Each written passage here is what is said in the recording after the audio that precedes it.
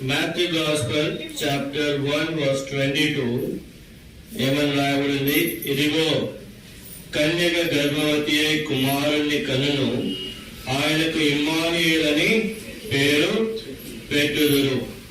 ఇదే మాట పాత నిబంధన గ్రంథంలో యెషయా భక్తుడు యెషయా గ్రంథంలో రాసి పెట్టినాడు. కన్యక గర్భవతి అయి కుమారుణ్ణి కని అతనికి ఇమ్మానుయేలను పేరు పెట్టును. అంటే ఇది జరుగుతుంది. కాబట్టి క్రీస్తు యేసు ప్రభు గురించి లేఖనాలు ముందుగానే చెప్పబడినాయి.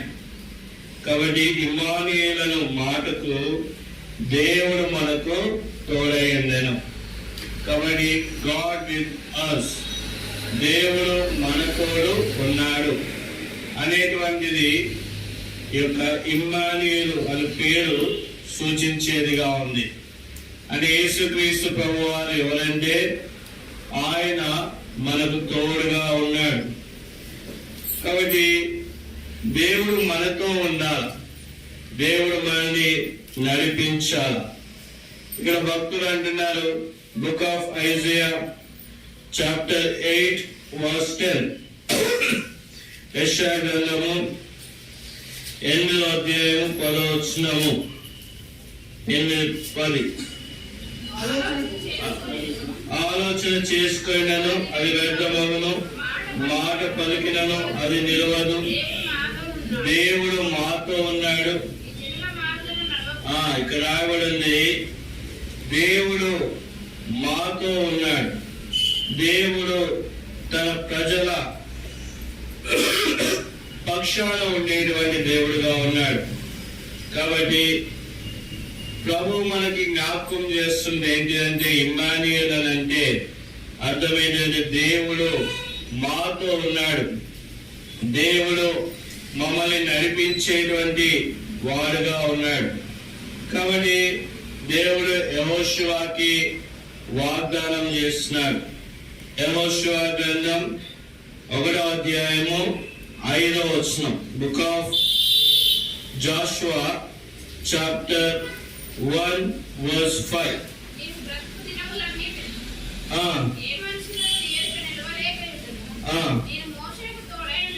నేను మోషేకు తోడైనట్లును నీకును తోడైందును.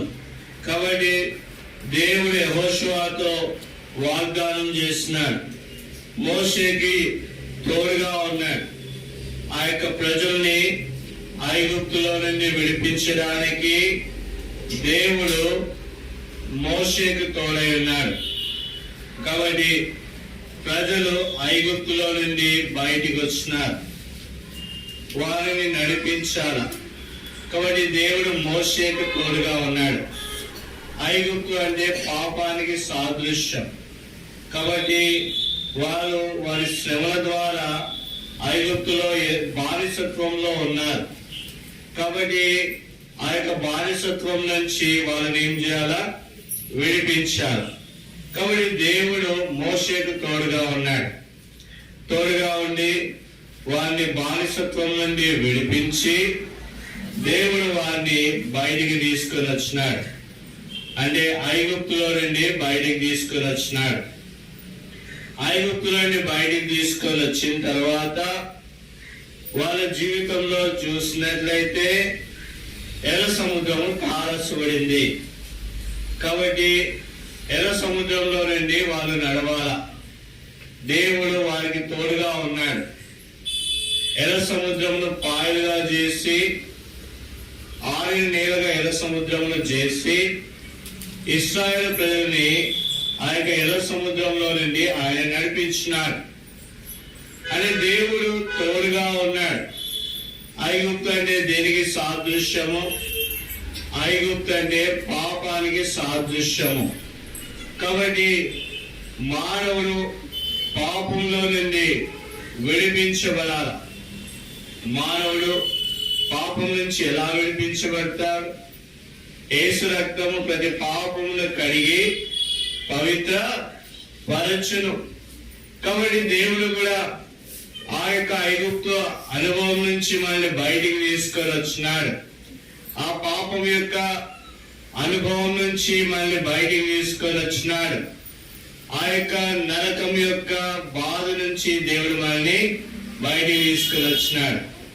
ఇజ్రాయెల్ ప్రజల్ని ఐగుప్తులో నుండి ఎలా అయితే బయటికి తీసుకొని వచ్చినాడో, ప్రభువైన యేసుక్రీస్తు వారు తన రక్తాన్ని చిందించి తన రక్తం ద్వారా మన పాపములను కడిగి పవిత్రపరిచి మనల్ని కూడా పాపం నుండి బయటికి తీసుకొని వచ్చినాడు. బయటికి తీసుకొని వచ్చి మనల్ని దేవుడు ఏం చేస్తున్నాడు? నడిపిస్తున్నాడు. అందుకోసమే ఇక్కడ యెహోషువతోటి ప్రభు చెప్తున్నటువంటి మాట ఏంటిదంటే, నీవు బ్రతుకు దినములని నీవు ఏ మనుష్యుడు నీ ఎదుట నిలవలేకపోయినను, నేను మోషేకు తోడైందినట్లు నీకును తోడైందును. కాబట్టి నడిపించే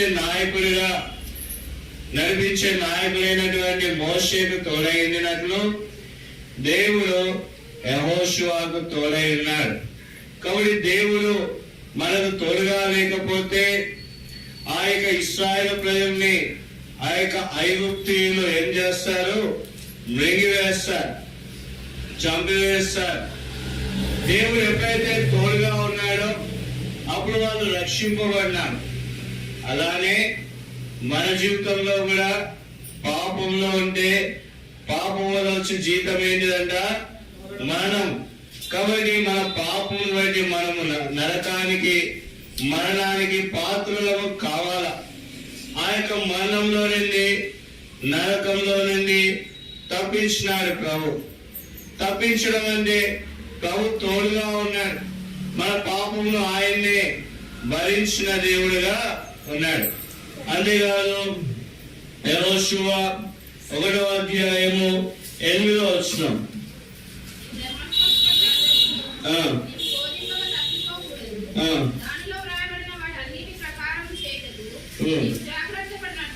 తొమ్మిదవ వచనం చదవండి. నేను నీకు ఆజ్ఞయించున్నాను కదా, నిగ్బలం కలిగి ధైర్యంగా ఉండుము, దిగులు పడకము, జడియకుము. నీవు నడుచు మార్గం అంతట్లో నీ దేవుడైన యెహోవా నీకు తోడైయుండును.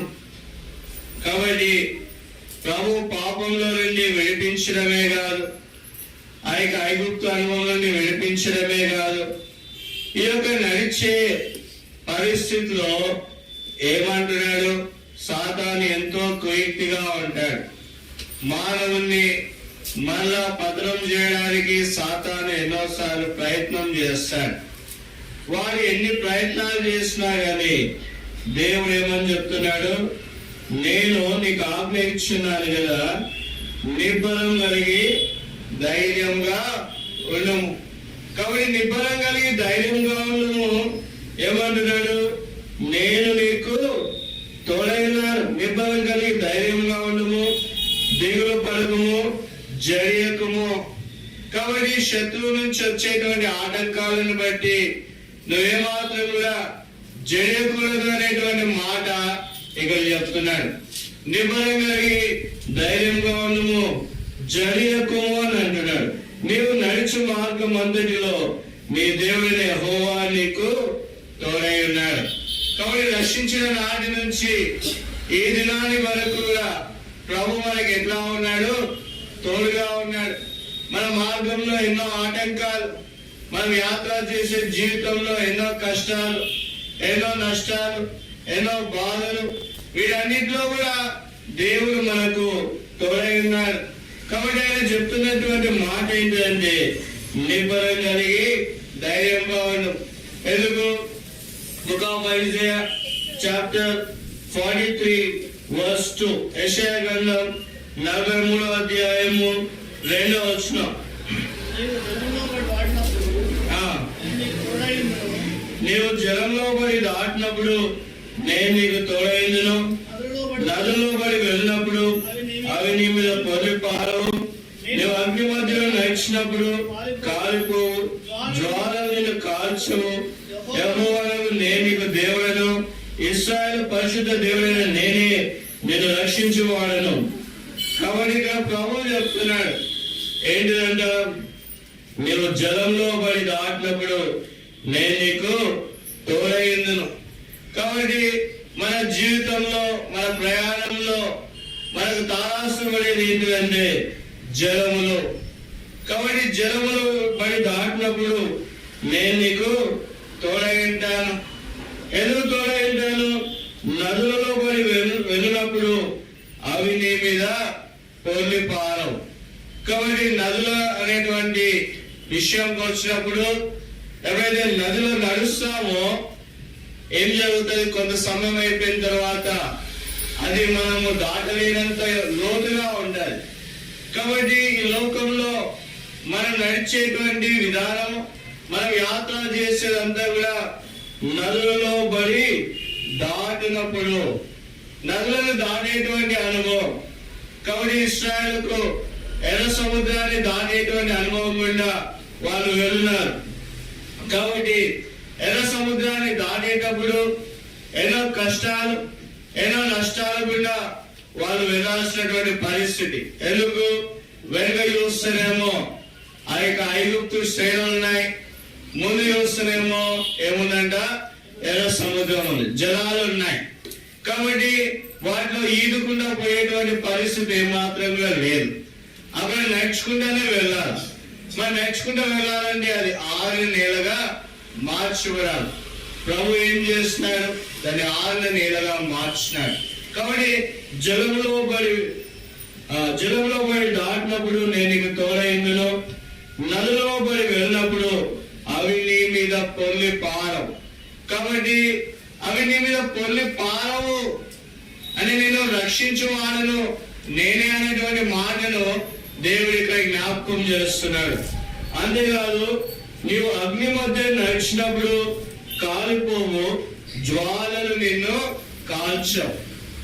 షడ్రక్ మేషక్ అబేద్నెగోలకి అగ్ని పరీక్ష వచ్చింది. వాళ్ళు అగ్నిగుండంలో వేయబడినారు. కాబట్టి వాళ్ళు అగ్నిగుండంలో వేయబడినప్పుడు వాళ్ళు ఎంతమంది? షడ్రక్ మేషక్ అబేద్నెగోలు ముగ్గురిని అగ్నిగుండంలో పారవేసినారు. అయితే అక్కడ ఇంకో వ్యక్తి కనబడినాడు. 4వ వ్యక్తిగా ప్రభువైన యేసుక్రీస్తు వారు అక్కడ ప్రత్యక్షమైనాడు. కాబట్టి ప్రభువైన యేసుక్రీస్తు వారు అగ్ని వంటి పరిస్థితుల మీద వెళ్ళినప్పుడు, అగ్నిగుండంలో పడవేయబడినప్పుడు వాటి నుంచి దేవుడు మనం ఏం చేస్తాడు? రక్షిస్తాడు. కాబట్టి దానియేలు గ్రంథంలో షడ్రక్ మేషక్ అబేద్నెగోలు ఆ అగ్నిగుండంలో పడవేయబడినప్పుడు ప్రభువైన యేసుక్రీస్తు వారు ప్రత్యక్షమైనాడు. ఆ ముగ్గురితో కూడా నిలబడినాడు. 4వ వ్యక్తిగా ప్రభువైన యేసుక్రీస్తు వారు ప్రత్యక్షమైనాడు. ఆ ముగ్గురు వ్యక్తులకు అగ్నిగుండంలో ప్రభు తోడుగా ఉన్నాడు. కాబట్టి అగ్ని వంటి పరిస్థితులు నిరాశ జీవితంలో వచ్చినప్పుడు ప్రభువే మనకు తోడుగా ఉంటాడు. కాబట్టి ప్రభువుకి ఎందుకు ఇమ్మానుయేలు అని పేరు పెట్టినారు? ఎందుకంటే ఆయన తోడుగా ఉండేటువంటి దేవుడు. యెహోషువకు తోడుగా ఉన్నటువంటి దేవుడు, మోషేకు తోడుగా ఉన్నటువంటి దేవుడు, ఇశ్రాయేలు ప్రజలకు తోడుగా ఉన్నటువంటి దేవుడు. షడ్రక్ మేషక్ అబేద్నెగోలు అగ్నిగుండంలో వేసినప్పుడు తోడుగా ఉన్నటువంటి దేవుడు. ఆ దేవుడు ప్రభువైన యేసుక్రీస్తు వారు. ఆయన ఎల్లప్పుడూ తోడుగా ఉన్నాడు. కాబట్టి ఏంటంటే యేసుక్రీస్తు వారంటే దేవుడు మనకు తోడుగా ఉంటాడు.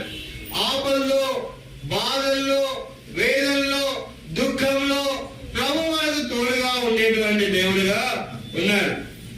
అంతేకాదు, ఇర్మియా గ్రంథము 30వ అధ్యాయము 11వ వచనం, జెరమియా చాప్టర్ 30 verse 11. ఇర్మియా గ్రంథం 30వ అధ్యాయము 11వ వచనం. నిన్ను రక్షించుటకు నేను నీకు ఏమైనానంట? తోడై ఉన్నాను. కాబట్టి నేను రక్షించుటకు నేను నీకు తోడై ఉన్నాను అని అంటున్నాడు ఇక్కడ. నిన్ను చెదరగొట్టిన జనములన్నింటినీ నేను సమూల నాశనము చేసేదను గాని నేను సమూల నాశనము చేయను. కాబట్టి ఇక్కడ చెప్తున్నాడు, మన శత్రువులలో నుండి మనల్ని ఏం చేస్తున్నాడు? రక్షించే దేవుడుగా ఉన్నాడు. ఎవరు మన శత్రువు? మన శత్రువు సాతానుగా ఉన్నాడు. వారి అగ్ని బాణము గుండా మన జీవితాన్ని నిత్య నాశనానికి, అగ్నిగుండానికి తీసుకోవడానికి వాడు ప్రయత్నం చేసేవాడుగా ఉన్నాడు. కాబట్టి విశ్వాస జీవితంలో అనుక్షణం యుద్ధం వంటి జీవితం గుండానే వెళ్ళాల్సిందే. ప్రతి పరిస్థితిలో శత్రువు సాతాను మానవుని ఎంతగానో అగ్నిగుండానికి తీసుకుపోవడానికి వాడు పన్నాగాలు వేసేటువంటి వాడుగా ఉన్నాడు. అయితే ఇర్మియా గ్రంథం 30:11 ఆయన చెప్తున్న మాట ఏంటంటే, యెహోవా వాక్కు ఇదే, నేను రక్షించుటకు నీకు తోడై ఉన్నాను. ప్రతి పరిస్థితిలో ప్రభు రక్షించుటకు ఆయన తోడుగా ఉన్నాడు. నిన్ను చెదరబడిన జనములన్నింటినీ నేను సమూల నాశనం చేశాను. కాబట్టి శత్రు భయం నుండి, శత్రు దాడి నుండి ప్రభు మనల్ని ఏం చేస్తాడంట? కాపాడే దేవుడిగా ఉన్నాడు. మొదటి విషయం చూసినట్లయితే ప్రభువు యెహోషువకు తోడుగా ఉన్నాడు. మోషేకు యెహోషువకు తోడుగా ఉన్నాడు. రెండవది దేవుని ప్రజలకు ఆయన తోడుగా ఉన్నాడు. నిబ్బరం కలిగి ధైర్యంగా ఉండుము, నేను నీకు తోడై ఉన్నాను. మూడవ విషయం చూస్తే ఇర్మియా గ్రంథం 30:11 నిన్ను రక్షించుటకు నేను నీకు తోడుగా ఉన్నాను. నీ శత్రువులు సమూల నాశనం చేస్తాను. అంటే వారి యొక్క పన్నాగాలను వారి నీ మీద పడేటువంటి నీ మీద వేసేటువంటి ఉచ్చులో నుండి దేవుడు నిన్ను రక్షిస్తాను అనేటువంటి వాగ్దానము ఇర్మియా గ్రంథము 30:11 ఆయన చెప్తున్నాడు.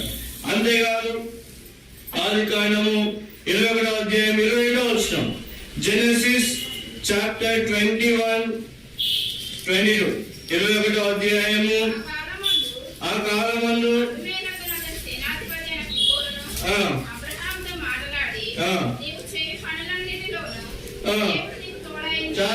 ఇక్కడ ఏమంటున్నాడు? నువ్వు చేసే పనులన్నిటిలో నీకు తోడుగా ఉంటారు. ఏం చేయాల? నాలుగో విషయం ఏం చేయాల? ఎక్కడ తోడుగా ఉంటాడు? నువ్వు చేసే పనులన్నిటిలో తోడుగా ఉంటాడు. కాబట్టి పనుల్లో కూడా దేవుడు మనకు తోడుగా ఉంటాడు. అనేక మంది ఈ లోకంలో పనులు లేక ఎంతో కష్టాలు పడుతుంటారు. విద్యాభ్యాసం చేయలేకుండా, సరైనటువంటి సంపద లేకుండా బాధలు కూడా వెళ్తారు.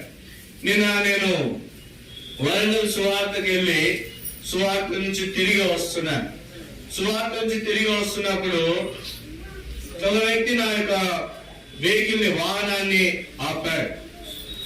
మాట్లాడారు. బ్రదర్ లాస్ట్ లో కూర్చున్నా, ముందు కూర్చోండి, సాటికి ఎందుకు కూర్చోండి మీరే,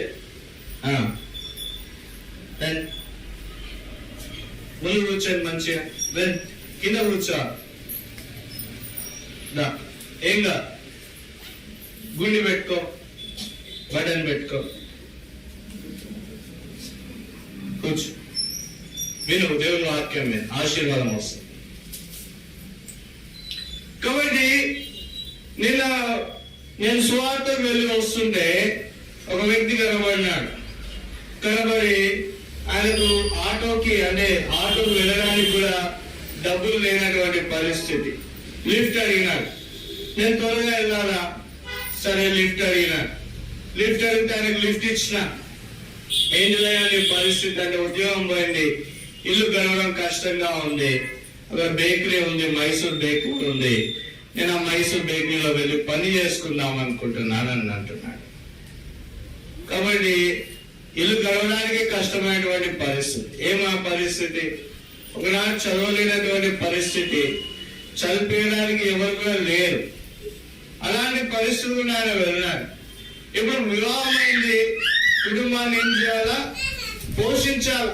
ఇప్పుడు కుటుంబాన్ని పోషించాలి అంటే ఏం చేయాలా? ఉద్యోగం చేయాలి. కాబట్టి ఇప్పుడు ఆ బేకరీలో పనులు దొరికితేనే కుటుంబం ఏం చేయబడుతుంది? పోషింపబడుతుంది. ఇక్కడ అబ్రహాముతో దేవుడు చేసినటువంటి వాగ్దానం ఏంటిదంట చూడండి. 20వ వచనం, నీవు చేయ పనులన్నిటిలో దేవుడు నీకు తోడై ఉన్నాడు. కాబట్టి నువ్వు చేసే పనులన్నిటిలో ఎవరు తోడుగా ఉన్నాడట? దేవుడు నీకు తోడుగా ఉన్నాడు. దేవుడు నీకు ఏమై ఉన్నాడట? తోడుగా ఉన్నాడు. నువ్వు చేయు పనులన్నిటిలో దేవుడు నీకు తోడుగా ఉన్నాడు. దేవుడు తోడుగా ఉండే మానవుడి పరిస్థితి ఏ విధంగా ఉంది చూడండి, ఆదికాండము 13వ అధ్యాయము 2వ వచనం. ఆదికాండం 13వ అధ్యాయం 2వ వచనం. అబ్రాహాము వెండి బంగారములు పశువులు కలిగి బహు ధనవంతుడై ఉండెను. కాబట్టి అబ్రాహాము ఎలా ఉన్నాడంట? వెండి బంగారము పశువులు కలిగి బహు ధనవంతుడై ఉన్నాడు. కాబట్టి దేవుడు మనకు తోడుగా ఉంటే ఏ కొరత ఉండదు, ఏ కష్టం ఉండదు. ప్రభు మనల్ని మంచిగా చదివించేటువంటి దేవుడుగా ఉన్నాడు. సరైన సమయానికి ఉద్యోగాన్ని ఇచ్చేటువంటి దేవుడుగా ఉన్నాడు. కాబట్టి అబ్రాహాము జీవితంలో 13వ అధ్యాయం 2వ వచనంలో అబ్రాహాము వెండి బంగారము పశువులు కలిగి బహు ధనవంతుడై ఉండెను. కాబట్టి ఎవరైతే దేవుడిని నమ్ముకుంటారో, ఎవరికైతే దేవుడు తోడుగా ఉంటారో, వాళ్ళ కుటుంబంలో ఏ కష్టం కూడా లేకుండా ప్రభు కాపాడేవాడుగా ఉంటాడు. సకల ఐశ్వర్యంతో ఆశీర్వాదాలతో ప్రభు నింపేటువంటి వాడుగా ఉన్నాడు. అందుకోసమే 13వ అధ్యాయంలో 2వ వచనంలో సకల సంపద అబ్రాహాముకు ఉంది. అంతేకాదు 39వ అధ్యాయము 3వ వచనం. ఆదికాండము 39వ అధ్యాయము 3వ వచనం. యెహోవా అతనికి తోడైండనియు అతను చేసినంతయు అతని చేతిలో యెహోవా సఫలము చేసిననియు అతని యజమానుడు చూచెను. కాబట్టి దేవుడు మనకు తోడుగా ఉంటే ఏం జరుగుతుందంట? అతడు చేసినదంతయు అతని చేతిలో యెహోవా సఫలము చేసిననియు అతని యజమానుడు చూచినాడు. కాబట్టి 2వ వచనంలో రాయబడింది, యెహోవా యోసేపునకు తోడైనాడు కనుక అతడు వర్ధిల్లుచు తన యజమానులు ఆ ఐగుప్తుని ఇంట ఉండెను. కాబట్టి దేవుడు తోడుగా ఉంటే మానవుడి జీవితంలో ఏం దొరుకుతాయంట? వర్ధిల్లుతా. దేవుడు తోడుగా ఉంటే మానవుడు ఏమవుతాడు? వర్ధిల్లుతాడు. చదువు దగ్గర మంచి విద్య దొరుకుతుంది, మంచిగా త్వరగా పాస్ అవుతారు. చదివినంతే కూడా ఏమైతుంది? గుర్తుంటది. చేసే పని దగ్గర వర్ధిల్లుతారు. అలాంటి పరిస్థితిలో మానవుని దేవుడు తీసుకువస్తాడు. ఆ బాబుని వెనుక తీసుకోబడ్డాక అక్క వెనుక కూర్చోపోడు, చేలో కూర్చోపోడు లేని. అప్పటికే వెహికల్ సౌండ్కే చాలా కష్టం నాకు. ఆ వెహికల్ సౌండ్ వస్తూ పోతుంటే కాన్సన్ట్రేషన్ డైవర్ట్ చేస్తుంది. మళ్ళీ వాడు ఏడిస్తే పోవా. కాబట్టి ఇక్కడ ఏమని రాయబడి ఉంది? 2వ వచనంలో యెహోవా యోసేపునకు తోడైండని గనుక అతడు వర్ధిల్లుచు తన యజమానుగా ఐగుప్తుని ఇంట వర్ధిల్లుచు ఉండెను. కాబట్టి మనం ఎక్కడైతే పని చేస్తామో దేవుడు మనకు తోడై ఉంటాడు. అక్కడ మనం ఏమైపోతామంట? వర్ధిల్లుతూ ఉంటాం. కాబట్టి ఇక నాశనం లేదు. నశించిన దాన్ని వెతికి రక్షించడానికి మనుష్య కుమారుడు ఈ లోకానికి వచ్చినాడు. కాబట్టి నశించేది ఏంటిది? మన ఆత్మ నశించిపోయేదిగా ఉంది. మన పాపం బట్టి మన ఆత్మ ఏం చేయాలా? నశించిపోయేది ఉంది, నరకానికి వెళ్ళాలా. దాన్ని వెతికి రక్షించుటకు మనుష్య కుమారుడు ఈ లోకానికి వచ్చినాడు. మనుష్య కుమారుడు మానవ ఆకారంలో ఈ లోకానికి వచ్చినాడు. రక్త మాంసములు ధరించుకొని ఈ లోకానికి వచ్చినాడు. కాబట్టి ఆయన యోసేపుకు తోడై ఉన్నాడు. యోసేపుకు తోడై ఉన్నప్పుడు ఆయన ఏమైపోయినాడు? వర్ధిల్లినాడు. అబ్రహాముకు తోడై ఉన్నాడు, ఐశ్వర్యవంతుడుగా అయిపోయినాడు. యోసేపుకు తోడై ఉన్నాడు, ఏమైనాడంట? యోసేపు వర్ధిల్లినాడు. కాబట్టి ప్రభు నీకు నాకు తోడుగా ఉంటే మనం చేసే పని దగ్గర మనము వర్ధిల్లే వారంగా ఉన్నాం. అంతేకాదు ఆదికాండము 28వ అధ్యాయము 15వ వచనం. ఆదికాండము 28వ అధ్యాయము 15వ వచనం.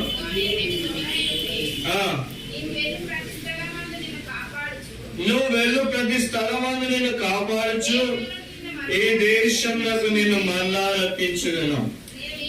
కాబట్టి ఇక్కడ రాయబడింది, ఇదిగో నేను నీకు తోడైంది, నీ వెళ్ళు ప్రతి స్థలమందు నిన్ను కాపాడచ్చు, ఈ దేశంలో నిన్ను మరలా రప్పించను, నేను నీతో చెప్పిన నెరవేర్చే వరకు నేను విడవనని చెప్పగా. కాబట్టి ఇక్కడ దేవుడు యాకోబుకు తోడుగా ఉన్నాడు. నా జీవితంలో కూడా నేను ఇథియోపియాకి వెళ్ళాలి, ఆఫ్రికాకి వెళ్ళాలి, జాబ్ ఆఫర్ వచ్చింది. జాబ్ ఆఫర్ వచ్చినప్పుడు ప్రభు వాగ్దానం ఇచ్చినాడు. ఏమన్నాడు? ఇదిగో నేను నీకు తోడైంది, నీవు వెళ్ళు ప్రతి స్థలమందు నేను కాపాడచ్చు, ఈ దేశంలోకి నేను మళ్ళా రప్పించను, నేను నీతో చెప్పినది నెరవేర్చే వరకు నేను విడవనని చెప్పగా ప్రభు వాగ్దానం ఇచ్చినాడు. ఇథియోపియాకి వెళ్ళాను, ఆఫ్రికా కంట్రీలో 3.5 సంవత్సరాలు ఉద్యోగం చేస్తున్నాను. మళ్ళా ఈ దేశానికి ప్రభు తీసుకొని వచ్చినాడు. అనేకమైన జీవితాల్లో వేరే దేశానికి వెళ్ళి కష్టాలు నష్టాలు పాలైన వాళ్ళు ఎంతో మంది ఉన్నారు. అక్కడే చనిపోయిన వాళ్ళు ఉన్నారు, తిరిగి రాలేని వారు ఉన్నారు. ఈ మళ్ళా ఈ దేశానికి ఏమై వచ్చినారు? వాళ్ళు మరణమైపోయి వచ్చినారు. కానీ దేవుడు ఏమని చెప్తున్నాడు? నువ్వు ఏ దేశానికి వెళ్ళినా నేను నీకు తోడుగా ఉంటాను. కాబట్టి పరదేశంలో దానియేలుకు తోడుగా ఉన్నాడు. దానియేలుకు తోడుగా ఉండి మళ్ళా తన స్వదేశానికి తీసుకొని వచ్చినాడు. యోసేపుకు తోడుగా ఉన్నాడు, యాకోబుకు తోడుగా ఉన్నాడు. కాబట్టి నువ్వు ఎక్కడ వెళ్ళినా కానీ ప్రభు నీకు ఏమైపోయి ఉంటాడు? తోడుగా ఉంటాడు. కాబట్టి ఇక్కడ యాకోబును పరదేశంలో కాపాడినాడు, కాపాడి తిరిగి తీసుకొని వస్తున్నాడు. కీర్తనకారుడు 23వ కీర్తన 1వ వచనంలో రాయబడింది. 23వ కీర్తన, యెహోవా నా కాపరి, నాకు లేమి కలగదు. యెహోవా ఎవరంట? నా కాపరి. ఎక్కడ కాపరి అంట? చూడండి, అక్కడ రాయబడింది, గాఢాంధకారపు లోయలో నేను సంచరించిన అంటాడు. చూడండి, కీర్తనలో 23వ కీర్తన 4వ వచనం, గాఢాంధకారపు లోయలో నేను సంచరించను, ఏ అపాయములకు భయపడను, నీవు నాకు తోడైందు, నీ దుడుకలయు నీ దండమును నన్ను ఆదరించును. గాఢాంధకరమైనటువంటి పరిస్థితులు, బాధ కలిగేటువంటి పరిస్థితులు, నిటూర్పు బాధ, ఇలాంటి పరిస్థితుల్లో గాఢాంధకారపు లోయ, ఎక్కడ సంతోషం లేనటువంటి పరిస్థితిలో దేవుడు ఏమంటాడంట? తోడుగా ఉంటాడు. కాబట్టి గాఢాంధకార లోయలో నేను సంచరించినప్పుడు నాకు భయము, అయితే ఏ అపాయం వచ్చినా నేనేం కాదంట? భయపడను అని రాయబడింది. ఏ అపాయం వచ్చినా నేను భయపడను, నీవు నాకు తోడైందువు, నీ దుడుకలయు నీ దండము నన్ను ఆదరించును. ప్రభువు నీకు తోడుగా ఉంటే నీ జీవితం ఆశీర్వదింపబడుతుంది. ప్రభు నీకు తోడుగా ఉంటే నీ అపాయంలో, నీ బాధల్లో, నీ నిటూర్పులో ప్రభువు నీకు తోడుగా ఉంటే నీ ఏ అపాయం కూడా నీ దరికి రాదు. ప్రభు నమ్మదైన వాడు, ప్రభు నడిపించేటువంటి వాడుగా ఉన్నాడు. కాబట్టి గాఢాంధకారంలో ఉన్నాను, ఏ అపాయంలో నేను భయపడను. ఎందుకు? God with us, God with me. దేవుడు నాతో ఉన్నాడు, ఏ అపాయానికి నేను ఎందుకు భయపడతాను అనేటువంటి మాట ఇక్కడ దావీదు గారు 23వ కీర్తనలో రాస్తున్నాడు. అంతేకాదు, చూడండి, ఆదికాండము 26వ అధ్యాయము 3వ వచనం. ఆదికాండము 26వ అధ్యాయము 3వ వచనం. నేను నీకు తోడైంది. దేవుడు తోడుగా ఉంటే ఏం దొరుకుతాయంటే మనకు ఆశీర్వాదాలు దొరుకుతాయి. కానీ పరలోక సంబంధమైనటువంటి ఆశీర్వాదం ఏ ఆశీర్వాదము? భూలోక సంబంధమైనటువంటి ఆశీర్వాదాలు ఇచ్చినాడు దేవుడు. భూలోక సంబంధమైనటువంటి ఆశీర్వాదాలు ఇచ్చినాడు. అబ్రహాముకు వెండి ఇచ్చినాడు, బంగారం ఇచ్చినాడు, ఐశ్వర్యం ఇచ్చినాడు, సమస్తం ఇచ్చినాడు. ఇప్పుడు ప్రభు ఏమని చెప్తున్నాడు? నేను నీకు తోడైంది, నేనేం చేస్తానంట? ఆశీర్వదిస్తాను. ఏ ఆశీర్వాదం ఇది? పరలోక సంబంధమైనటువంటి ఆశీర్వాదం, నిత్య జీవానికి సంబంధమైనటువంటి ఆశీర్వాదం, నిత్య రాజ్యానికి సంబంధమైనటువంటి ఆశీర్వాదం. ఈ లోకంలో కన్ను మూస్తే ప్రభుత్వం కూడా ఉంటాం. అందుకోసం ఇక్కడ రాయబడి ఉంది మత్తయి సువార్త 28వ అధ్యాయము 20వ వచనంలో. మత్తయి సువార్త 28వ అధ్యాయము 20వ వచనం.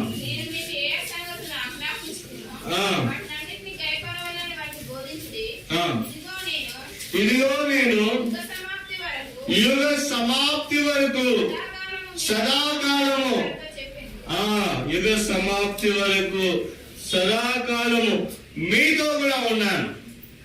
యుగ సమాప్తి వరకు సదాకాలము దేవుడు మనతో కూడా ఉన్నాడు.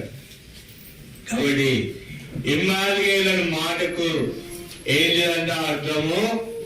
దేవుడు మనకు తోడు. దేవుడు ఎవరికి తోడుగా ఉన్నాడు? యెహోషువకి దేవుడు తోడుగా ఉన్నాడు. మోషేకు దేవుడు తోడుగా ఉన్నాడు. ఇశ్రాయేలు ప్రజలకు దేవుడు తోడుగా ఉన్నాడు. దేవుడు మోషేకు తోడుగా ఉండి ఇశ్రాయేలు ప్రజల్ని నడిపించినాడు. తర్వాత యెహోషువకు తోడుగా ఉన్నాడు. ఇశ్రాయేలు ప్రజలకు తోడుగా ఉండి వారిని పాపపు బంధకాల నుంచి, ఐగుప్తులో నుండి విడిపించినాడు. రెండో విషయం చూస్తే నిబ్బరం కలిగి ధైర్యంగా ఉండమన్నాడు. ఎందుకు? మీరు నడిచేటువంటి బాటల్లో జలములు ఉన్నాయని చెప్తున్నాడు. మీరు నడిచేటువంటి బాటల్లో అగ్ని ఉన్నది అని చెప్తున్నాడు. కాబట్టి జలంలో నడుస్తున్నప్పుడు అవి నీ మీద పొర్లి పారవు. ఎందుకు? నేను మీకు తోడుగా ఉన్నాను. ఎర్ర సముద్రం గుండా నడవాల్సినటువంటి పరిస్థితి వాటిని పాయలుగా చేసి నడిపించిన దేవుడుగా ఉన్నాడు. అంతేకాదు, అగ్నిలో వేయబడినప్పుడు జ్వాలలు నేను కాల్చవని రాయబడి ఉంది. కాబట్టి షడ్రకు, మేషకు, అబేద్నెగోలు ఆ యొక్క అగ్నిగుండంలో వేయబడినప్పుడు ప్రభువైన యేసుక్రీస్తు వారు 4వ వ్యక్తిగా ప్రత్యక్షమైనారు. ఆ యొక్క ఏ జ్వాల కూడా షడ్రకు, మేషకు, అబేద్నెగోలను తాకలేకపోయింది. అంతేకాదు, ఇర్మీయా గ్రంథం 30వ అధ్యాయం 11వ వచనంలో నేను నిన్ను రక్షించుటకు నీకు తోడుగా ఉన్నాను. కాబట్టి పాపం నుండి విడిపించడానికి, నశించిన దాన్ని వెలికి రక్షించడానికి ప్రభువైన యేసుక్రీస్తు వారు ఈ లోకానికి వచ్చినాడు. అబ్రహాముతో వాగ్దానం చేస్తున్నాడు, అబ్రహామా, నీ పనులన్నిటిలో నేను నీకు తోడుగా ఉన్నాను. కాబట్టి ఆదికాండం 13వ అధ్యాయం 2వ వచనంలో అబ్రహాము ఇంటిలో వెండి ఉంది, బంగారం ఉంది, ధనం ఉంది, సమస్తమైనటువంటి సంపద ఉంది.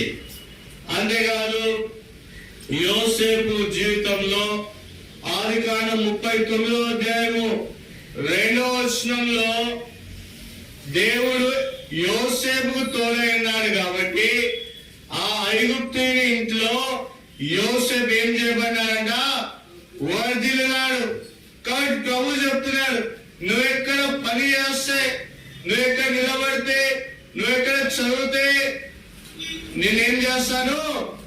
వర్ధిల్లింపజేస్తానని చెప్తున్నాడు.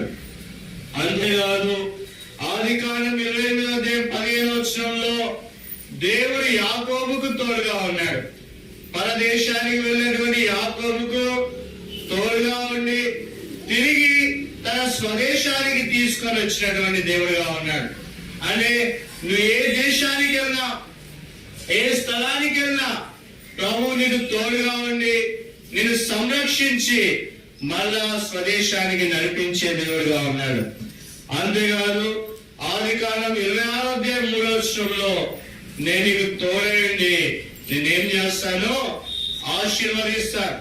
పర సంబంధమైన ఆశీర్వాదాలతో నేను నిన్ను ఆశీర్వదిస్తాను. యుగ సమాప్తి వరకు నేను నిన్ను ఆశీర్వదిస్తాను. యుగ సమాప్తి వరకు నీకు తోడైంది నిన్ను ఆశీర్వదిస్తాను. కాబట్టి ప్రభులో ఎన్నో ఆశీర్వాదాలు ఉన్నాయి. దేవుడు మనకు ఇమ్మానుయేల్ గా ఉంటే ఎన్నో ఆశీర్వాదాలు ఉన్నాయి. కాబట్టి జ్ఞానులు ఇమ్మానుయేల్ని గుర్తించినారు. జ్ఞానులు ఇమ్మానుయేల్ని గుర్తించి ఆయనను ఆరాధించినారు. చూడండి, మత్తయి సువార్త 2వ అధ్యాయము 11వ వచనం.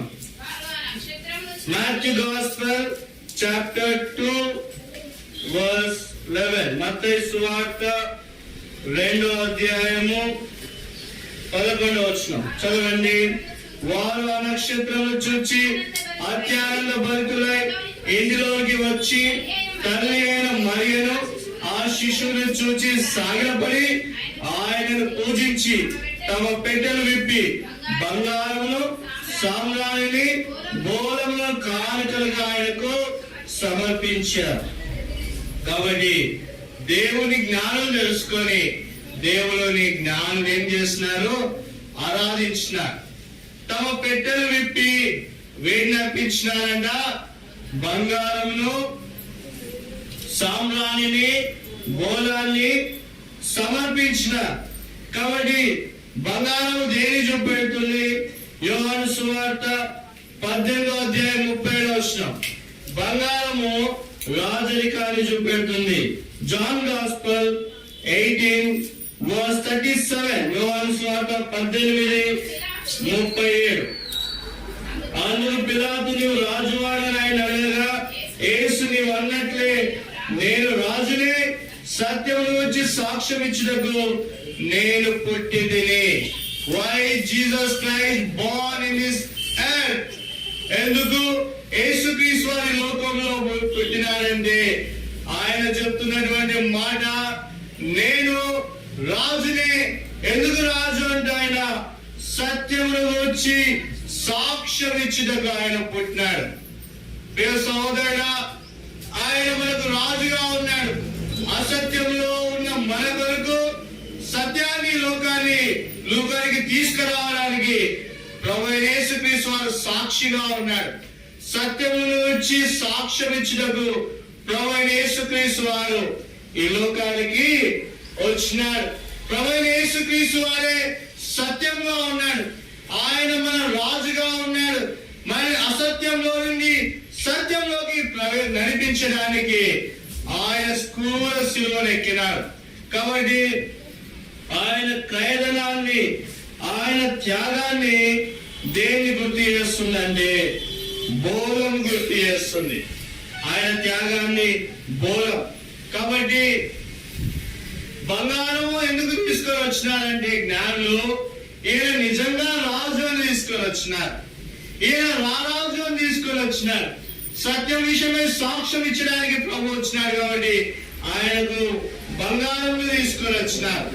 తర్వాత బోలంను తీసుకొని వచ్చినారు. ఎందుకంటే ఆయన త్యాగాన్ని వాళ్ళు చూస్తున్నారు.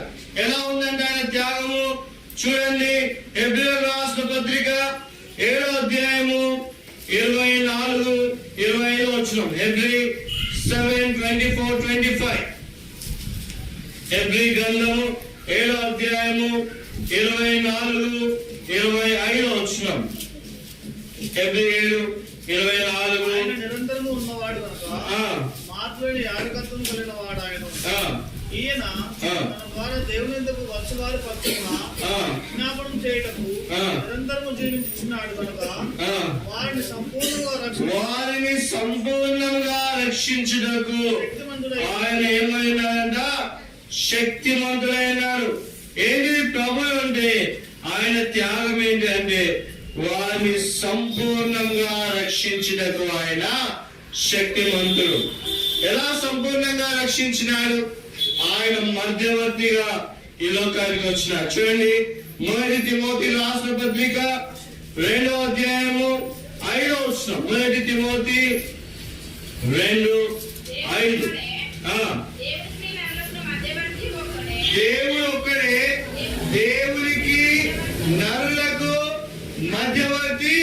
ఒకడే, ఆయనే యేసుక్రీస్తు.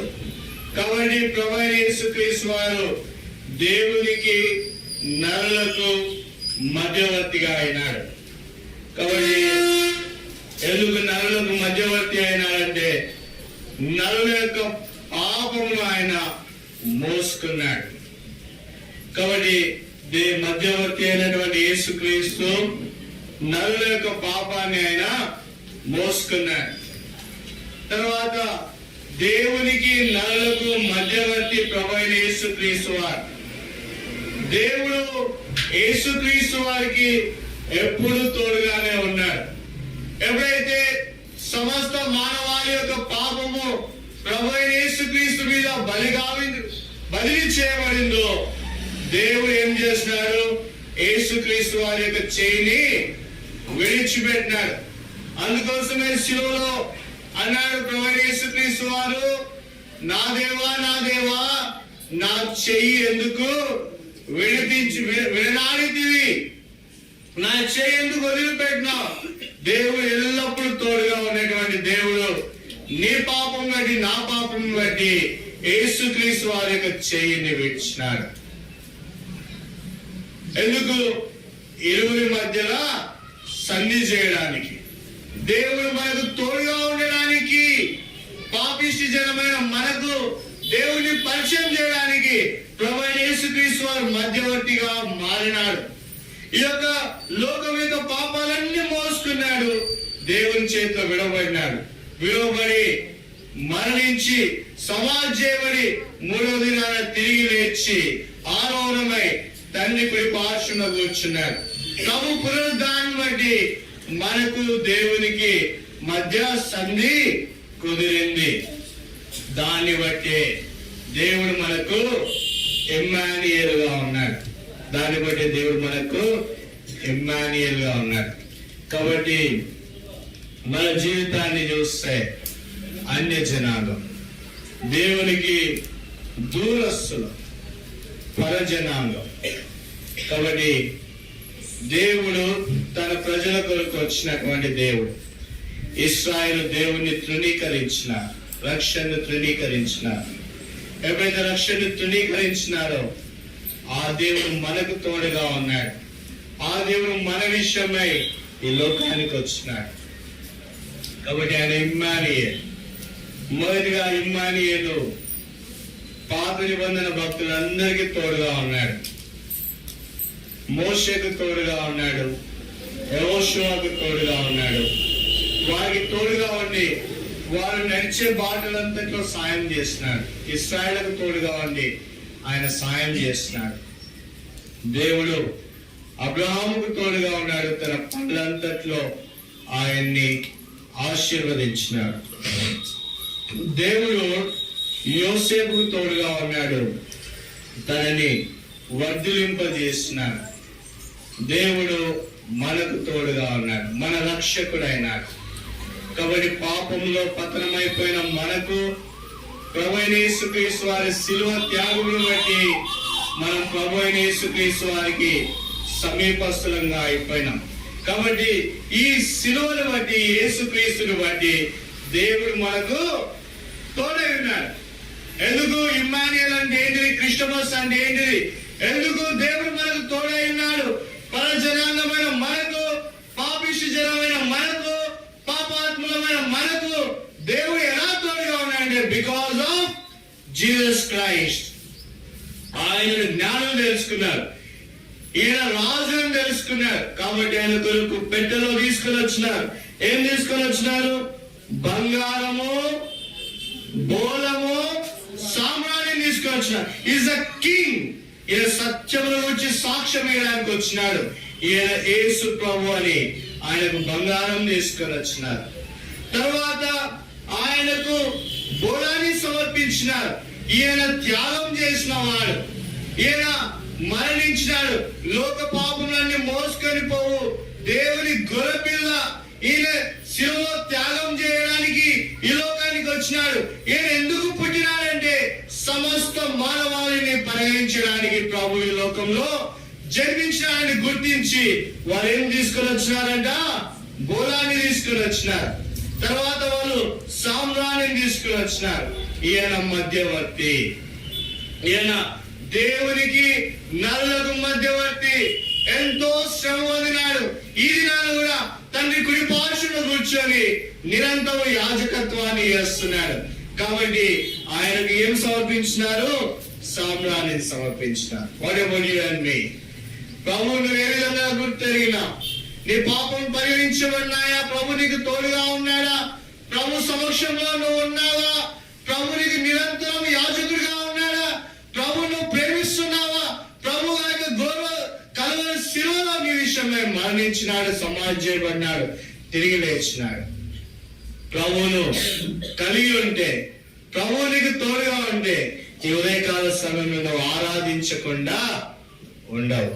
లేచినబడి మనం ఒక పాటను పాడుకుందాం. అందులో లేచినబడి ముందుకు రండి, పాట పాడుకుందాం.